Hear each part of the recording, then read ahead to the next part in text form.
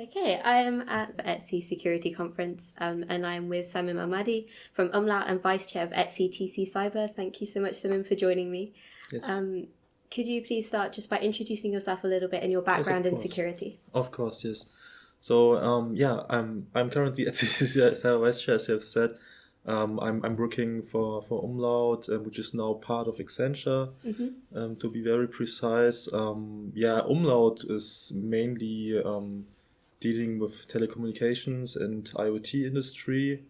We are in the last years we have focused on IoT security and in particular IoT security standards. So we were developing the EN 30605 ecosystem, which means, so what do I mean by ecosystem?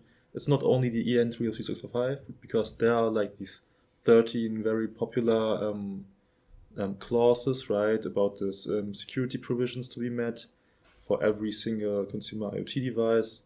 There's also clause 6, where we have data protection and privacy provisions. But we have also, apart from this standard, we have also two other standards, namely the TS 103701, which has which is a test specification. So this document is then used to test the requirements given by EN 30645. And what most of the people don't know is that also some things like best practice cryptography, which is mentioned in the EN, which is very generic, right? Like, I mean, what means best practice, right? Nobody knows what means best practice. Is that there are explanations also in the TS 103701. Okay. So, it's kind of sometimes like confusing. But I mean, what means confusing? It's complete somehow, right? But we have these three different documents. I've just mentioned two. There's another document. This is the TR 103621, where Umlaut was also a rapporteur there, which is mainly dealing with how to understand the requirements. So we provide there examples, practical examples, so that people know how to meet the requirements. Okay. So if the requirement says you shall use best practice cryptography for your authentication mechanisms, then in the TR 103621, in the guidance document, there are examples which cryptographic algorithms can be used, right?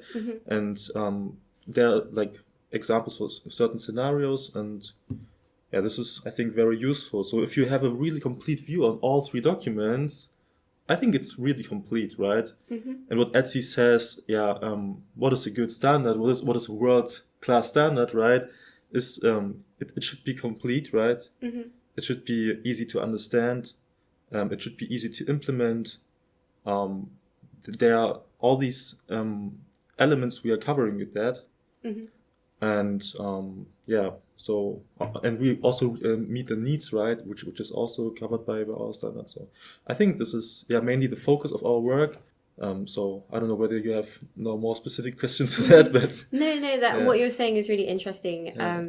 And the ETSI EN 33645, what you're saying is you start with that kind of baseline standard, right? And then, but that's not where it ends. You need these other documents to supplement and really help to implement that standard. Yeah, true.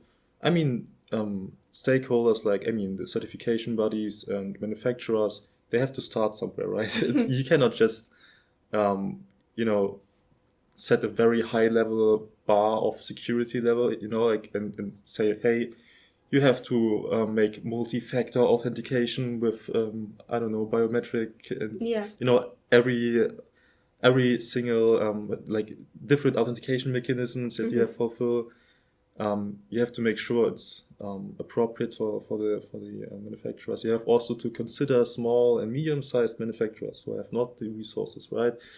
And that's why a baseline is, I think, the most a convenient way for everyone. And I've been speaking to other people this week about having these kind of baseline standards for your horizontal domains and then bringing that forward to vertical standards for more kind of specialized cases. Yeah, true. Yeah. So last year the EU adopted the RED Delegated Act. Could you just explain a little bit about what this is and how that relates to the EN 303645? Yeah. So yeah, the Radio Equipment Directive is really mainly a directive for all devices which are communicating over radio waves. And that's why also IoT is falling under this scope, right? Because in IoT we have a lot of IoT devices communicating over wireless interfaces. And the process, like, okay, the delegated act was published, right? And what the commission did is then to create a standardization request, which means they are asking the European standardization organizations to create harmonized standards. So actually, our work is right now, so mainly the work I'm working on the harmonized standards is to write requirements in order to meet the specific requirements from the standardization request given by the EU Commission. That's the work the standardization organizations are doing right now. And that's where's also the connection, right, with the EN 3065, because as I have said, the Radio Equipment Directive, or the majority of the scope of the devices which are affected by the Radio Equipment Directive are IoT devices. Yeah. So we can just take the requirements from the consumer IoT security specs from the EN 3065 and put them in the harmonized standards. That's why they are very relevant. And I mean, it's clear it's not completely covering the scope of the radio equipments, because radio equipments could be also non-IoT devices, right? But still, it's a majority, and we have to start somewhere. So we just take what is existent. There's also another standard series like the IEC 62443 that we are taking into account, especially the IEC 62443-4-2. What does that one cover? This is covering the industrial IoT devices. Okay, yeah. So we have now EN 3065 is covering consumer IoT devices, and IEC is covering industrial IoT devices. Are they very different in their approach? Yeah, kind of. I mean, the industrial IoT devices, there you have also to consider the infrastructure, right, which is different. EN 3065 is just relating to smart home devices mainly, But still, there's also this argument, like you can use a temperature sensor either in this industry or in this at your home, right? Or you can use it also in the industrial IoT. So you have to figure out like what do you certify for? Like, is it really a critical infrastructure, which is rather the case than in the industrial side, or in smart home? It's case by case, right? Okay. And this is where we're also struggling with. We're writing such harmonized standards which are covering every single product, because it's really depending on the use case where you're using this device, right? I mean, if you are using a device which has a high risk, normally just looking at the device, but the device is physically, protected from everything else, and it's very hard to attack the device, then I mean, it's hard to say. It's just depending on the use case, how you use the device, and so on. You cannot make statements just based on the properties of the device. That's what I want to say. Okay, so it very much depends on the use and the location and the. But still, as I've said, you can start with these standards. So back to the point, EN 3065 is a generically written standard. As I've said, we are using terms like best practice cryptography, and this allows to cover a lot of products.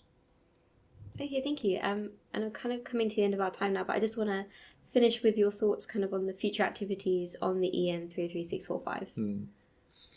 Definitely. So, this year we are about to collect comments to revise the EN 33645.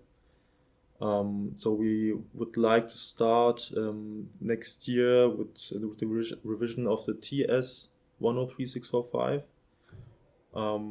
Then there's ongoing work on the smart door lock.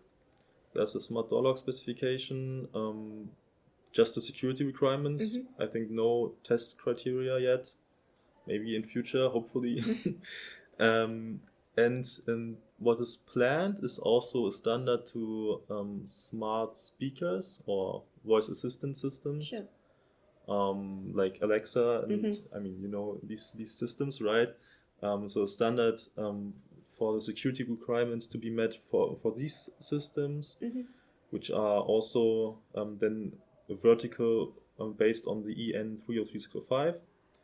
And hopefully there will be also a test specification for that in order to meet the requirements, which is then a vertical based on the TS 103701.